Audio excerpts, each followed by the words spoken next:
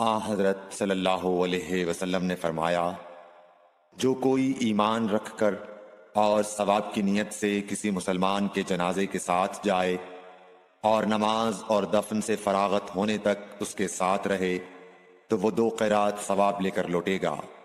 हर क़िरात इतना बड़ा होगा जैसे ओहद का पहाड़। और जो शख्स जनाजे पर नमाज पढ़कर दफन से पहले लौट जाए तो वो 1 क़िरात सवाब लेकर लौटेगा। Like, share and subscribe for more videos.